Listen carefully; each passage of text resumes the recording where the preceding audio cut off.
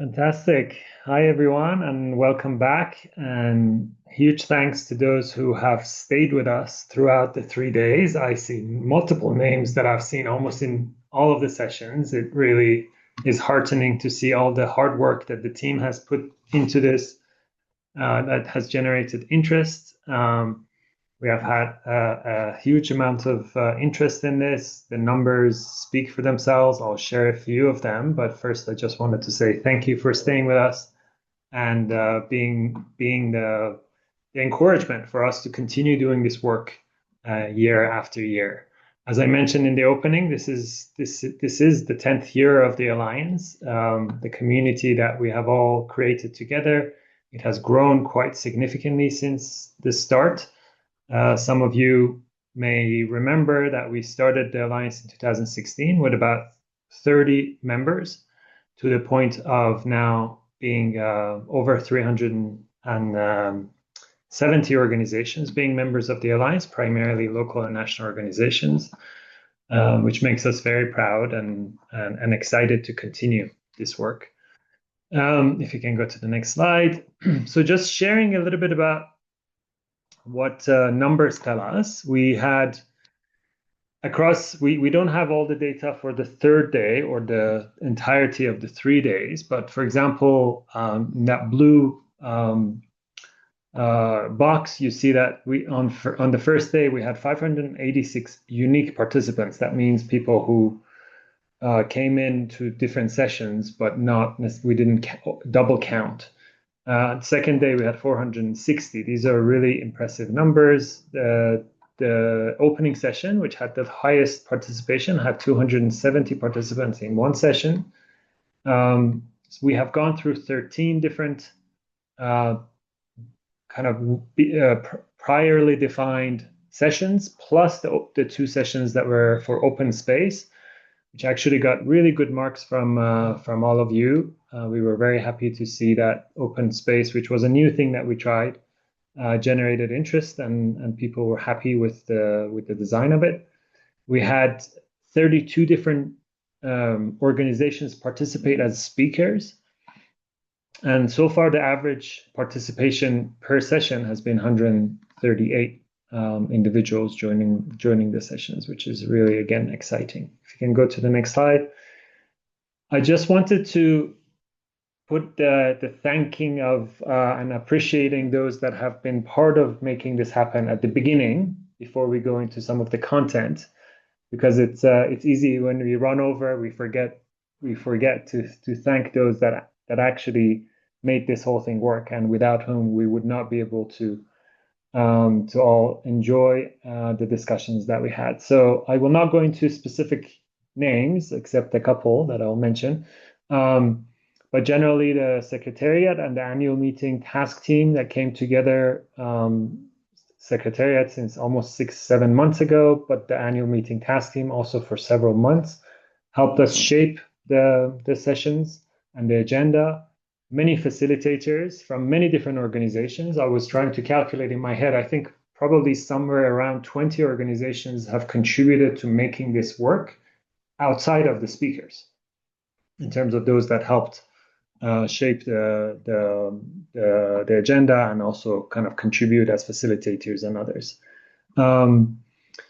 For child youth participation, we wanted to particularly thank Hawa, who has been our kind of lead throughout this the past many months, and also during the session, who helped us make sure that children and young people not only are there, but they feel safe, they feel that they can contribute, and that they're actually part of the discussion and not just a symbolic representation, as Janada very eloquently put in one of the sessions.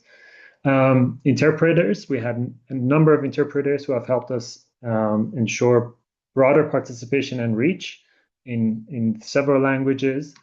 We have had two producers who helped us produce, and you have seen how seamless the movements have been on the screen and recording and all of that. So really huge thanks to them. We had journalism again for probably 5th or 6th year with us.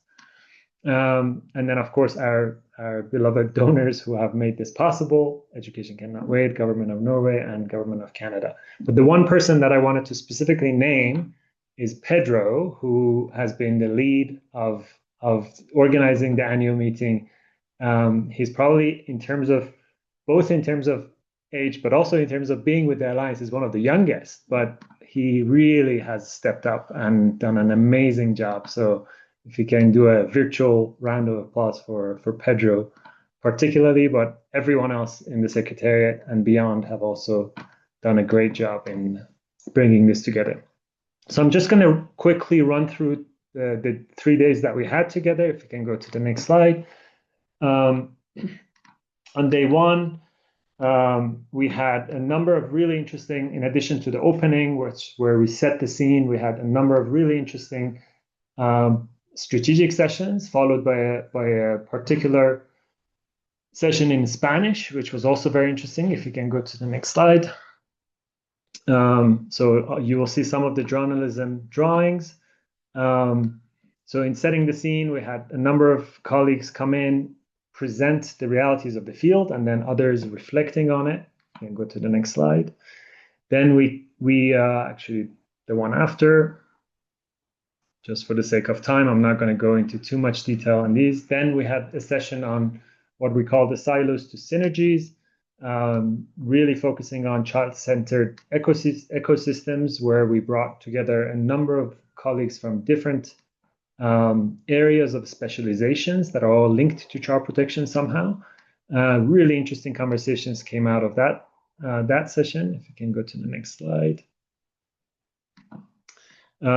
And then child protection system strengthening, which was again a huge success, bringing examples from two very interesting and difficult contexts on how system strengthening has worked and continues to work in a way, and really kind of give us a roadmap of where we want to be as a child protection sector in terms of system strengthening.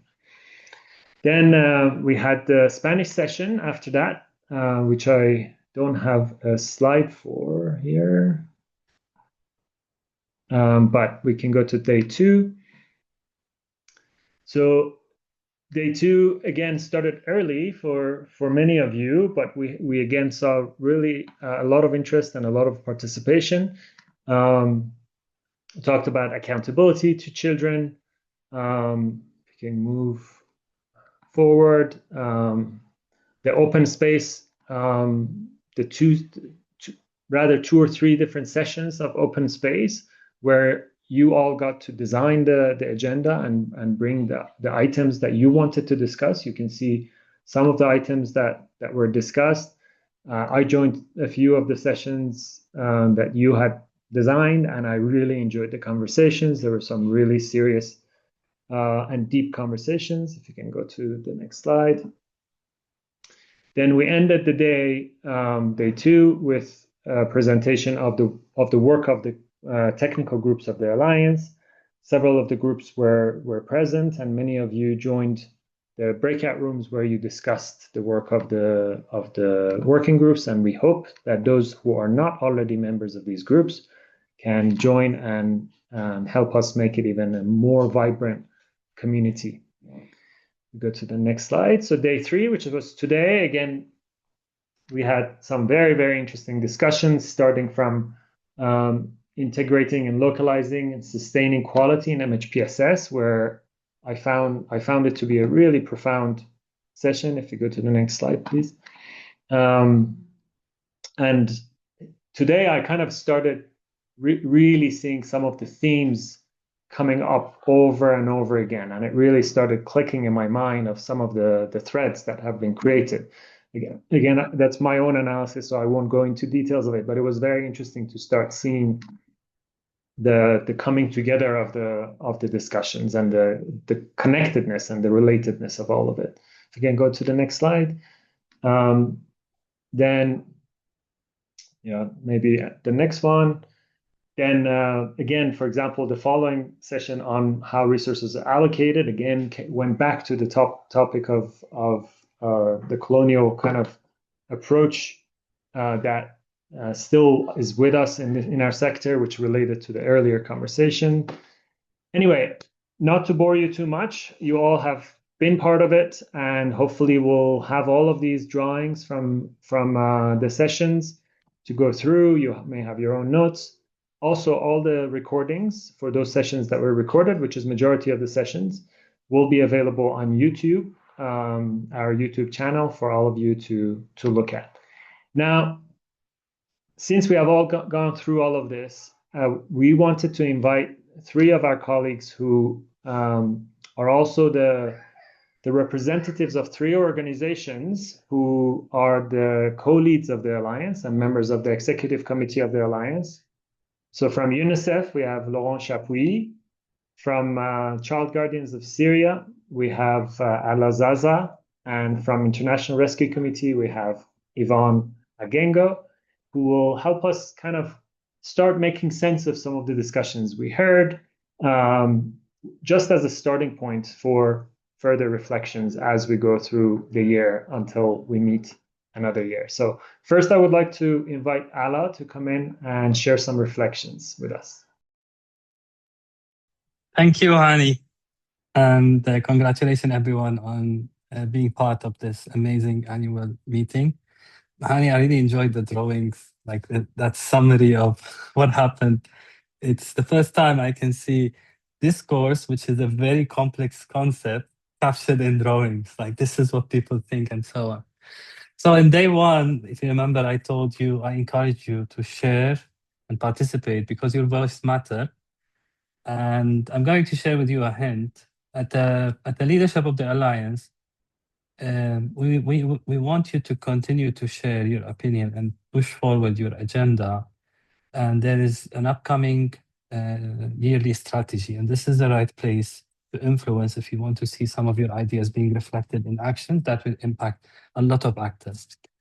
But in terms of reflections, I think one of the things I've seen over the last 10 years in that how our discourse keeps advancing, keep changing in how we describe things, but underneath that, it also changes how we act and how we behave also.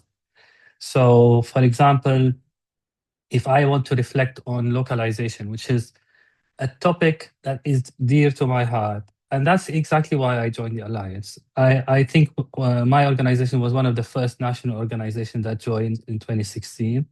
And the reason is we wanted to bring our voice. And you know that we found in the Alliance a space that is really inclusive. But we're ambitious, we want more.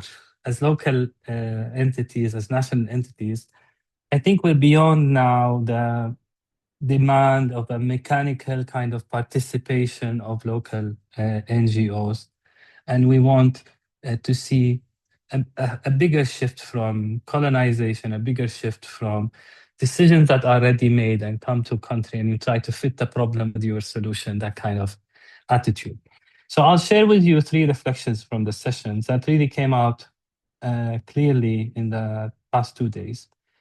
I've noticed a shift in focus from localizing service providers, which is basically, give more funds to local NGOs or let them do the work, into a focus on decision making, into involve the local actors in designing local solutions.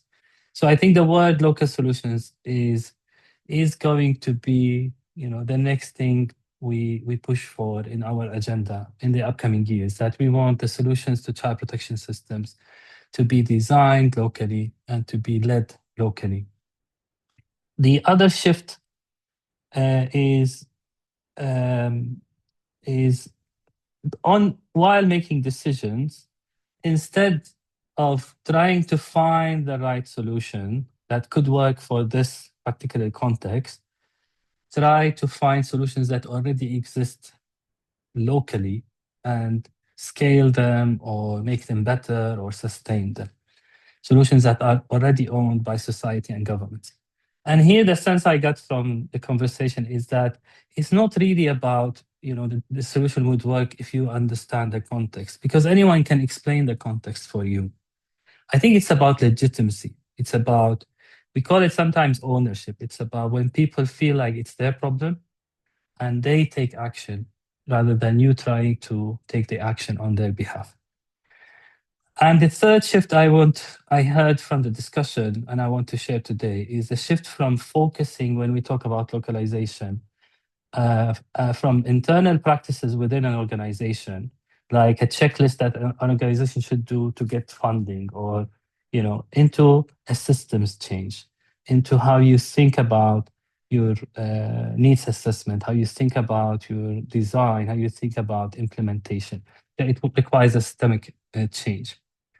And I don't want you to forget, when you think about localization, it's not only the civil society or the NGOs, it's also working with governments. And I'm sure you agree that we've seen really good examples of how it could work in terms of working in government. And I think if I use the example from my country, I think the biggest tension between UN agencies and NGOs and the government was a real competition on resources, beginning with. Because there is a competition, because donors can either fund governments or fund NGOs. How did we move away from that competition into something more helpful? And we also acknowledge that there's a difference in capacity. You'll always have stronger capacity in international NGOs or in local NGOs because of the discrepancy in salaries and all of that. But the key thing is not to replace the government's work, is to always think about, instead of thinking of what's missing, can I do it, into asking yourself the question of why is it missing? Why can't the government do it? And what can we do to help the government to regain their capacity to deliver services and so on? And I'm sure you've heard all of that in this session. So these are the 3 shifts that I would share with you as a new model of how we look at localization and really think about how can we make local solutions for child protection problems moving forward. Keep pushing for that, and I'll hand over back to Hani. Okay, thank you very much, Alaa, for really bringing out these 3 key elements out of the localization discussion.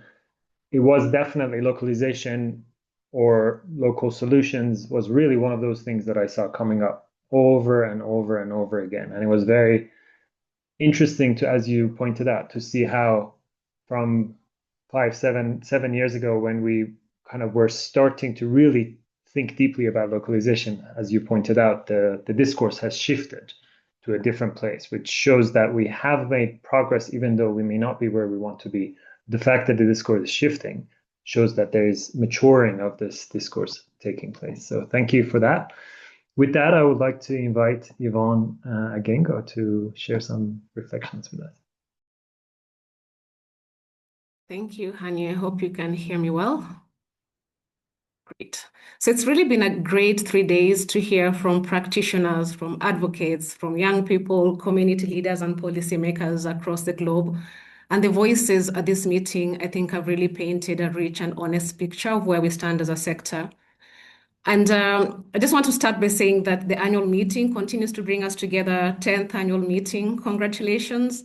And these are always the sessions, the spaces where we come to learn together and to drive our work forward together. So thank you so much for holding the space. Thank you for the commitment that we keep having the annual meeting, and congratulations to the organizing team. So I'll take my 5 minutes to speak about something that ran like a thread through almost every session we had in my reflection. There's the call for the urgent need for multi-sectoral systems and genuinely placing children at the center of what we do. I could see that this came out already on day 1 in the second session, actually, where it was put out really plainly to us that children experience crisis holistically, and our responses remain fragmented. I'll be honest in saying that this is not the first time we're having a conversation about multi-sector and fragmentation approaches to our work. The presenters painted a vivid picture, right? That a girl, I remember it was about a girl fleeing conflict in one. It's not a child protection case in the morning, and then in the afternoon, they become an education case. It is one child carrying one set of needs and moving through a world that often meets her, or our services that meets this particular girl in silos. In session 5, again, this was repeated, how food security is a child protection issue, a granary is a protection system, women producing sanitary pads in Kakuma are running child protection infrastructure. And we don't usually label it like that. So we are labeling things differently, but in the eyes and the perspectives of the child or the families, they see it as one. So it shows that the sectors are already connected in the lives of children, and they expect it to be connected. And so our task is really already set up for us to connect children in our systems. So the first thing I would like to highlight and remind us is that the tools already exist. How to work together, multi-sector tools exist. And this matters, I think, because the frameworks to guide our work, for example, the child protection minimum standards, they already have the mainstreaming standards there. We have standards with INE on how to integrate child protection and education. These do exist. And I think they're not aspirational or future commitments. These are things that have been built through the collective expertise in this community of the Alliance. And the child protection minimum standards group, for example, has been driving the implementation across health, education, food security. I think those are some of the most recent initiatives where we've tried to really bring the life of a child together and holistically in terms of how we work and to avoid fragmentation. So we've made some efforts, but of course, from the stories and the examples we had this week, it means that there's still a lot that we need to do. So it means that this challenge is not technical, right? We don't need to wait for a new framework or a new standard. It's really a challenge of prioritization, coordination, and the political will. I would also say the personal will for us to do what we already know needs to be done. I think we also had some really promising examples that help us to see how the life of a child is centered right around the family.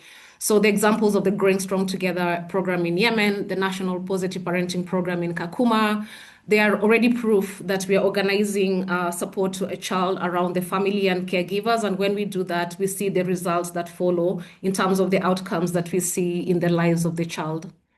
The second thing I would like to say, and I'm just checking the time because I'm trying to speak slowly, but maybe not slow enough or fast enough.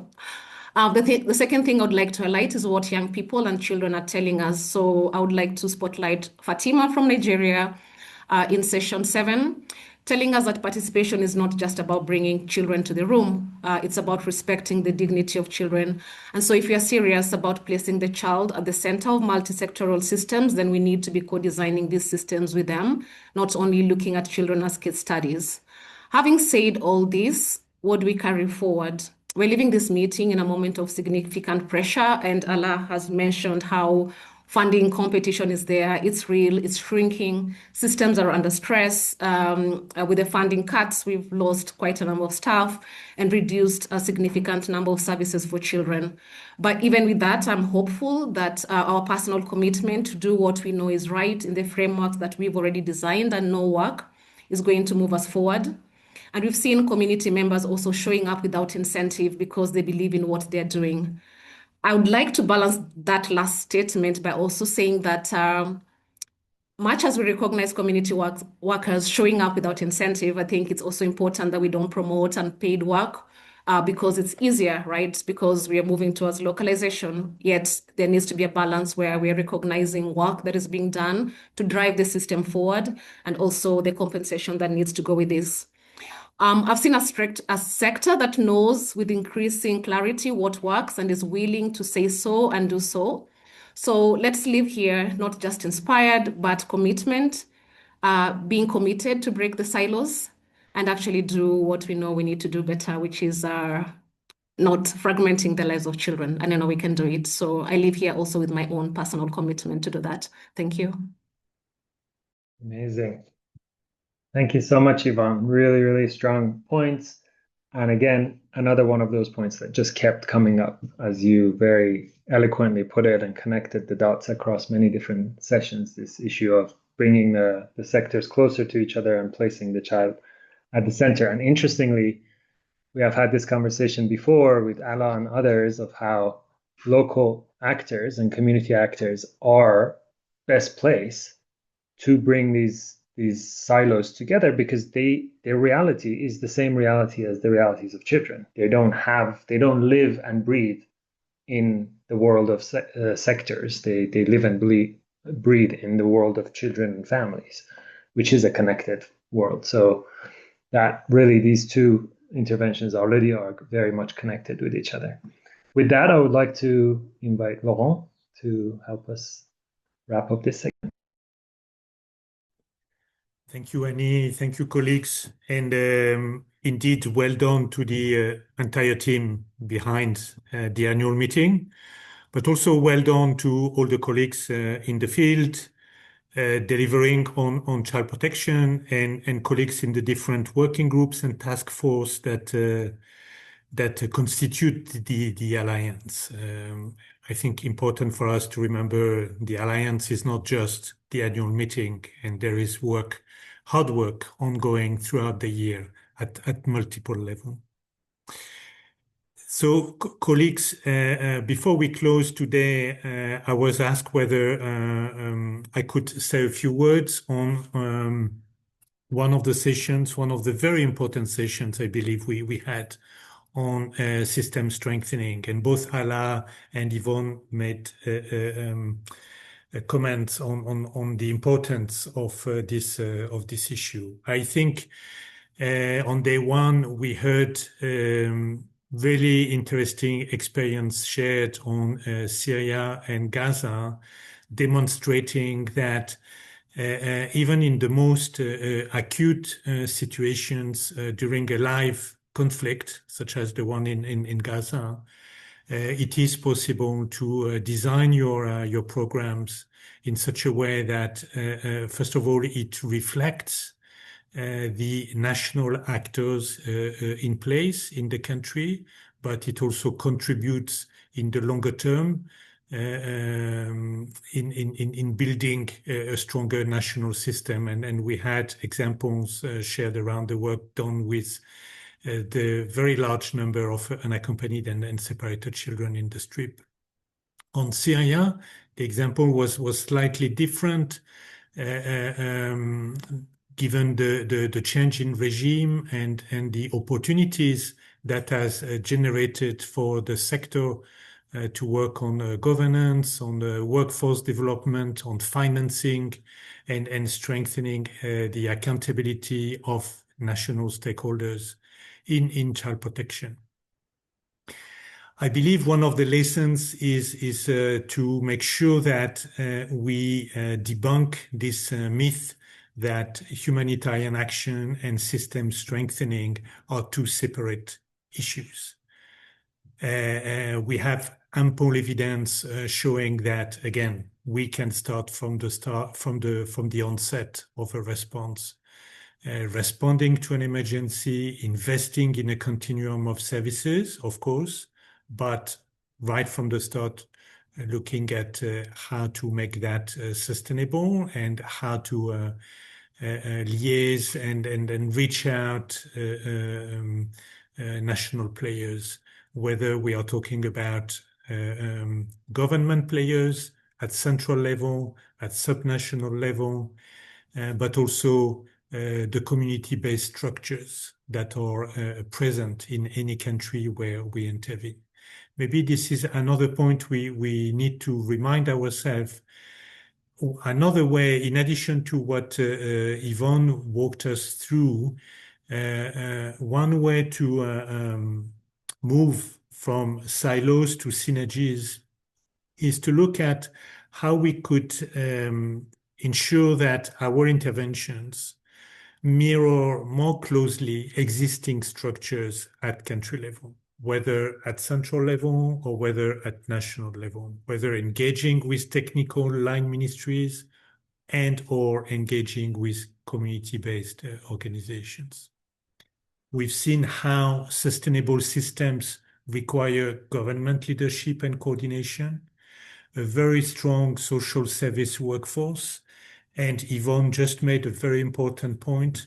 We cannot rely anymore on volunteers. There is only so much we can ask volunteers.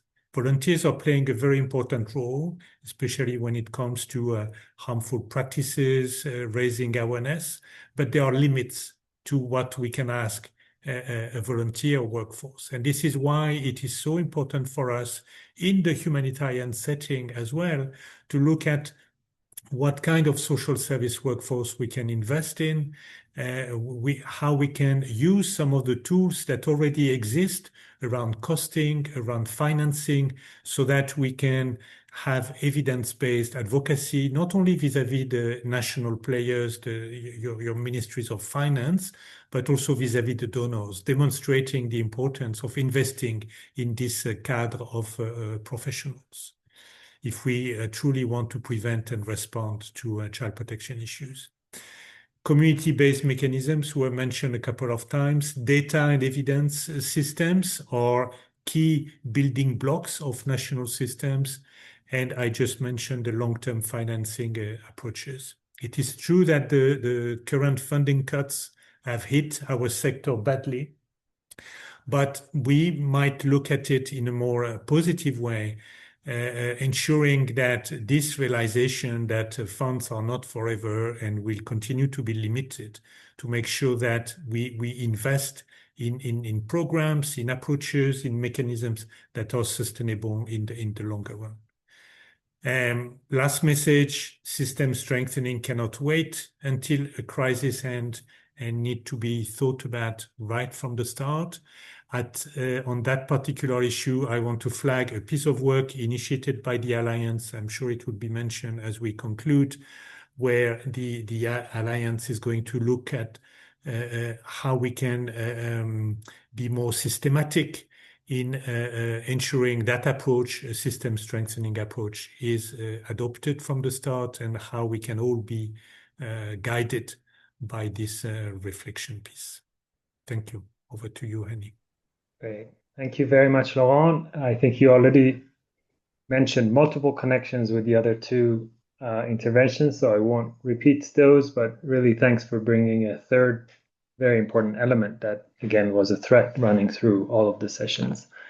With that, I would like to thank the three of you for helping us reflect. We have a couple more parts to this closing session.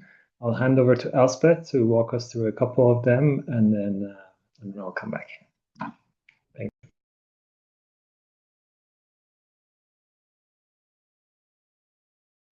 Thank you so much. Thanks, Hani, for sharing the quick recap of the 3 days, and to Laurent, Yvonne, and Alaa for sharing your takeaways as well. I hope that's all managed to get all of us thinking a little bit. I know we're still in the meeting, and sometimes it's good to take a little step away, but while things are still fresh in your mind, we would love to ask you some questions. So I'm going to ask the first question for you. And as you can see, colleagues have put the Mentimeter link in the chat. So we'd love to hear what's challenged your thinking most during this meeting. So I'll leave a couple of moments for people to think about their answers and start populating the Mentimeter. Okay, we're starting to get some answers now. So not working in silos, coordination, localization, the power of young people, definitely. Doing more with less, advocacy. The narrative of CPHA, that's interesting. Translating into practice, absolutely. Absolutely. I think it's time for us to start thinking about some of these conversations and discussions, and then reflecting on how that's going to then inform practice moving forward. Absolutely.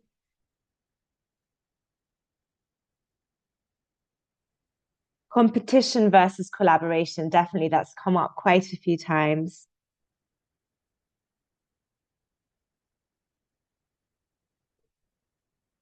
Simple solutions.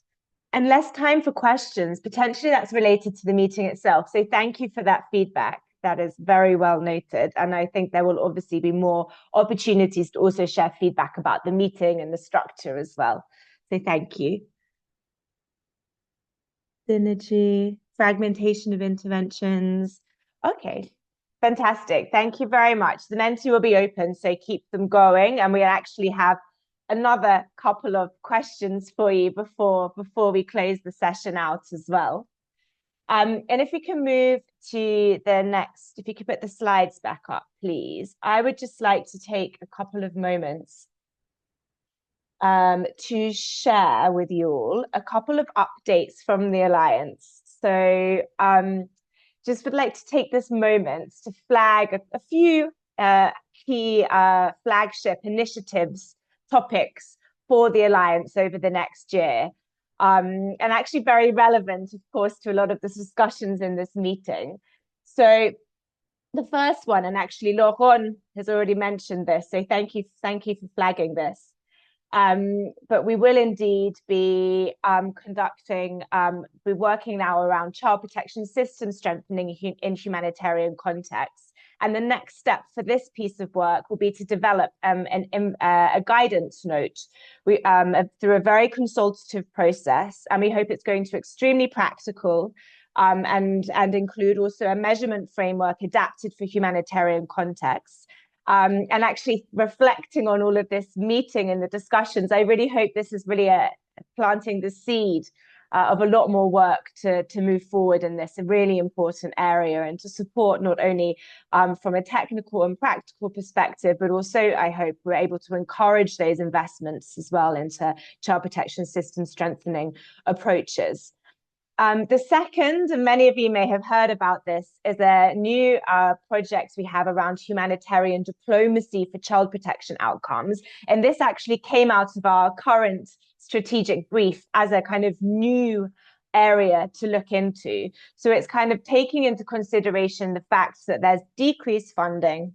There's also, sadly, a decreasing protection space, increasing violations, and child protection actors are and could be doing more in terms of humanitarian diplomacy in order to achieve child protection outcomes, either directly or in partnerships. And as we've been hearing through this meeting, sometimes these situations of adversity actually leads to new partnerships. So this initiative, which is led by Plan International on behalf of our advocacy working group, will firstly be convening a group of actors, of child protection actors, and also humanitarian diplomacy actors. So it's going to be really interesting to bring this group together to develop an information paper with our learning and development working group. It will be accompanied by a learning module and some country pilots as well. So these are our plans for the year. And again, we hope this is something that we can take forward beyond as well.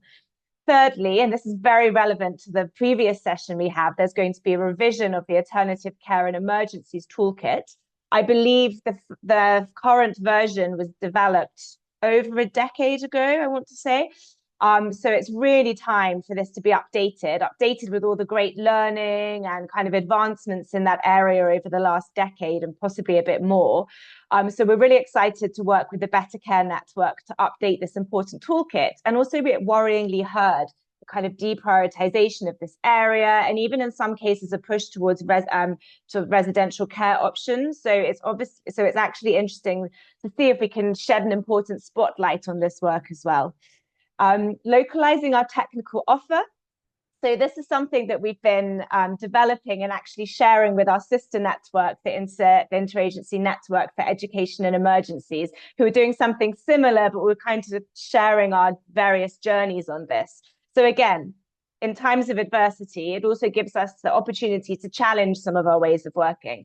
And in this sense, we want to kind of look at how we can currently have a very kind of global top-down structure for technical support, and we want to challenge this. So across several pilot contexts over the course of the next few months, we're going to be piloting, developing peer-to-peer exchange, technical support in country, with a real focus on working with local and national organizations. So we'll be really excited to share learnings out of this in due course.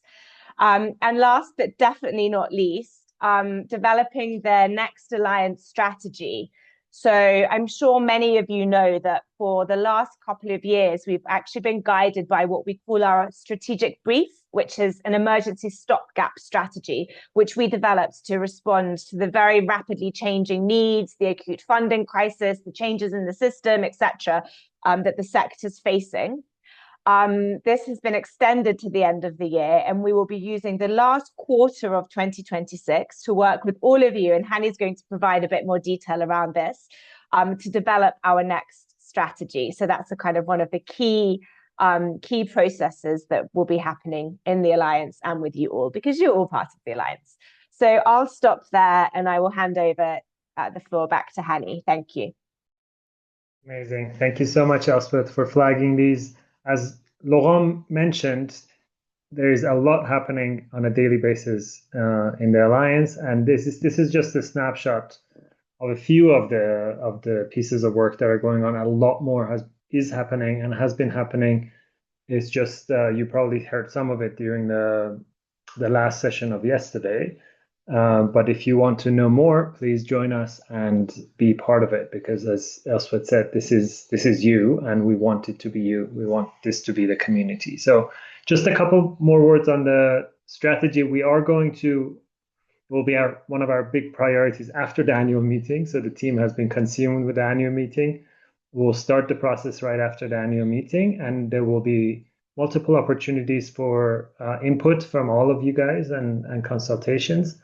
But just to get us started, we wanted to have a short Menti. So if you can click on the link again and help us. So what we want you to tell us is, in your view, what should the Alliance be focusing on in the next few years? If you can just give us one sentence, what you think is the most important, both out of the discussions of this annual meeting, but also potentially from your own experience. So if you can take a couple of minutes just to populate that, it will be really helpful for us as we get started to think about our next strategy. It won't be the last time we will come to you for your thoughts and inputs.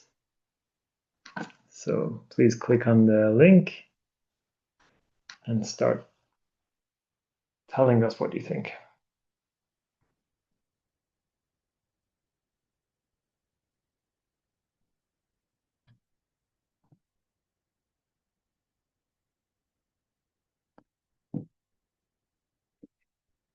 Alternative funding solutions, very interesting. I actually had a very interesting conversation with one of our local members in the Congo about alternative funding solutions, and the suggestion was that we could potentially have a specific focus for local actors on alternative funding solutions. So that's a very good one.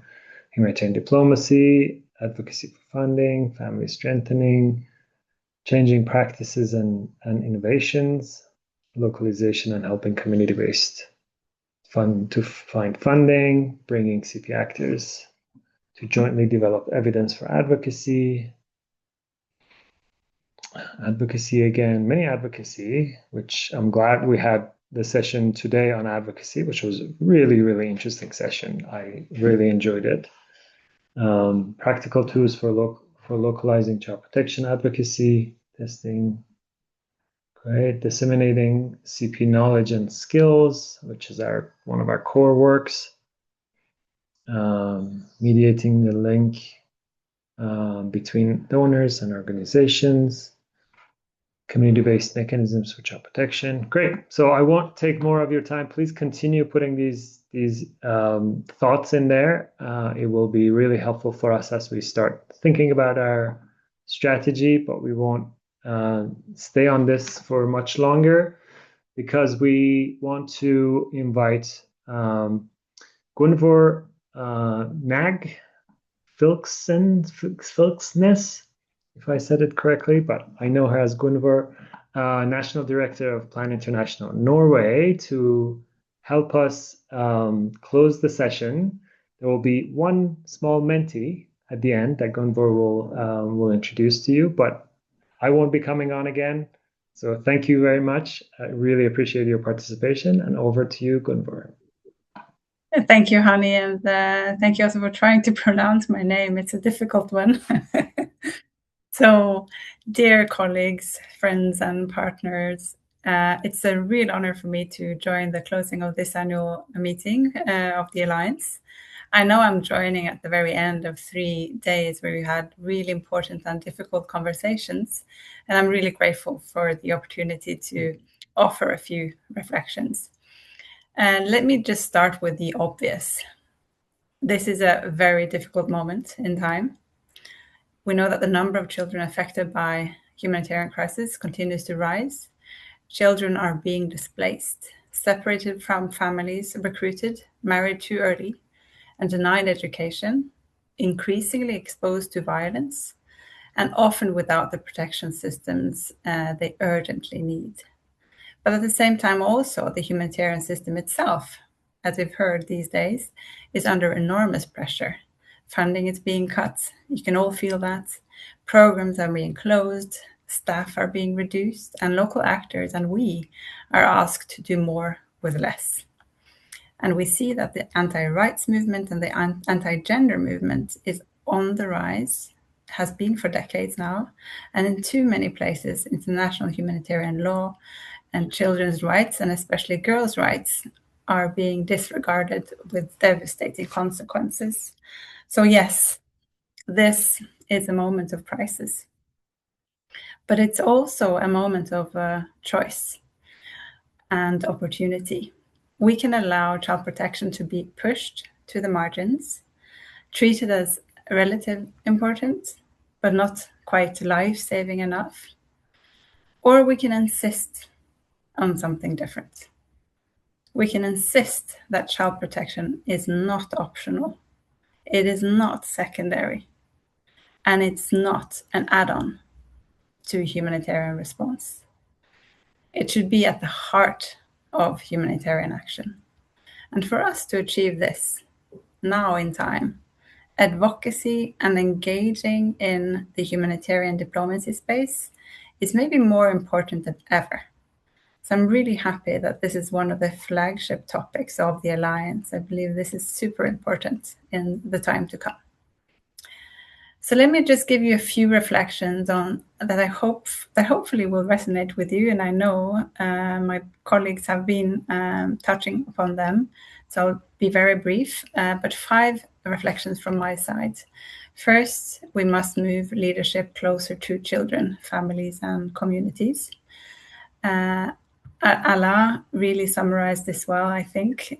He talks about we are seeing change, we are seeing a shift, but we are not there yet.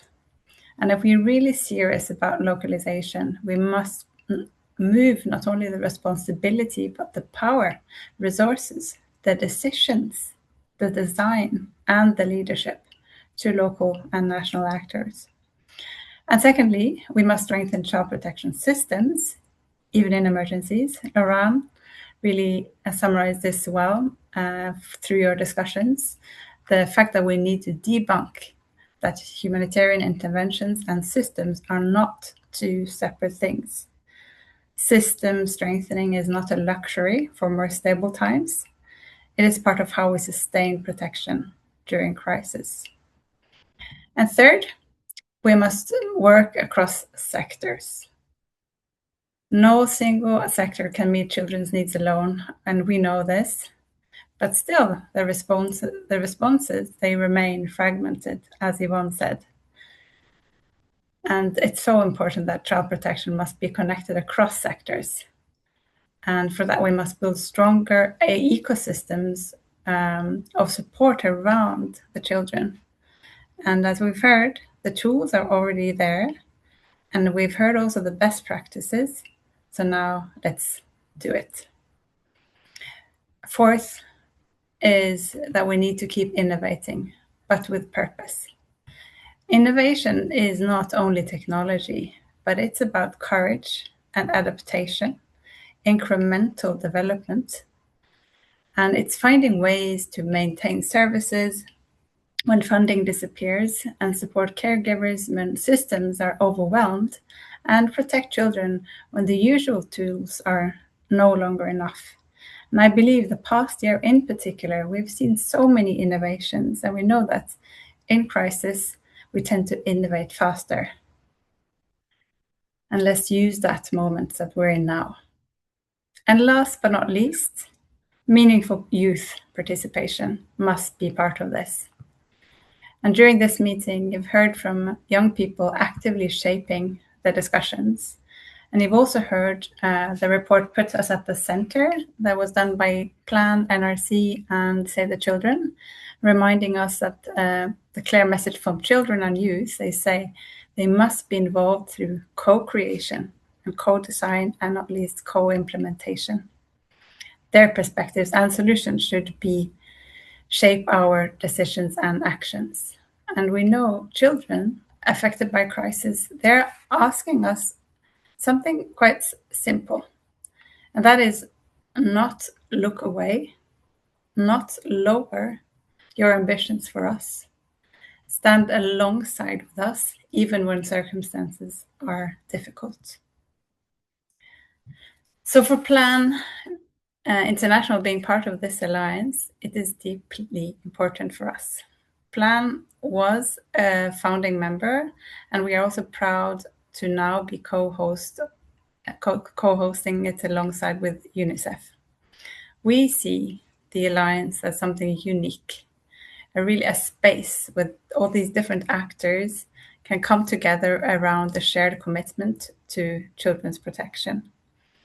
And that shared commitment matters now, I think, more than ever, because none of us can do this alone.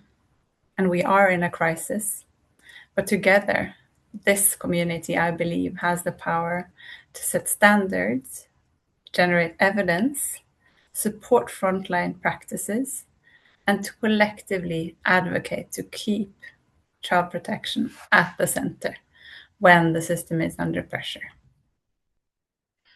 So I think as you leave this annual meeting, I really hope that you leave with renewed purpose and with conviction that progress is still possible. Difficult trade-offs do not have to mean lower ambitions. Funding cuts do not have to mean silence. And reform does not mean children are forgotten. So let us leave this meeting with urgency, but also with hope. Not this naive hope, but the kind of hope that comes from people who understand the reality and still choose to act.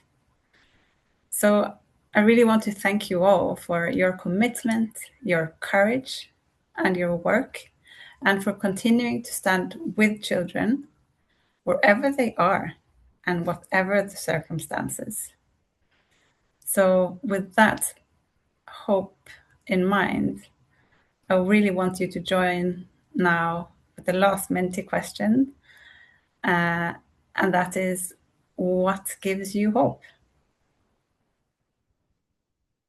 And maybe, Hani, you can help with bringing the last Menti yes as we close.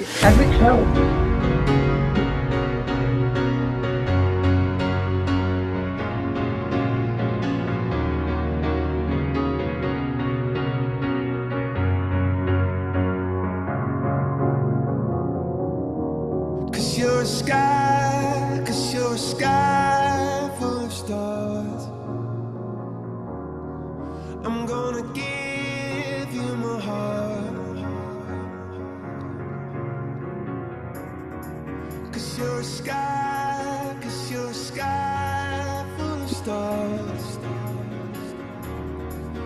Cause you light up the path. I don't care, go on and tear me apart. I don't care if you do.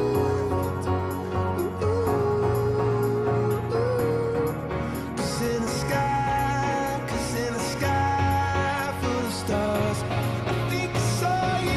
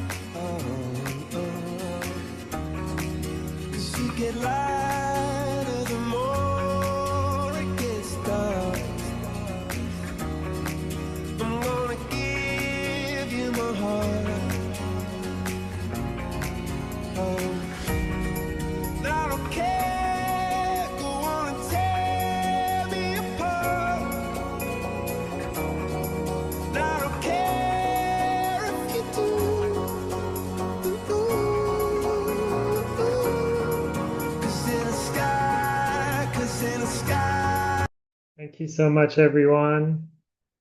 Please keep those encouraging, hopeful comments coming. Thanks, everyone.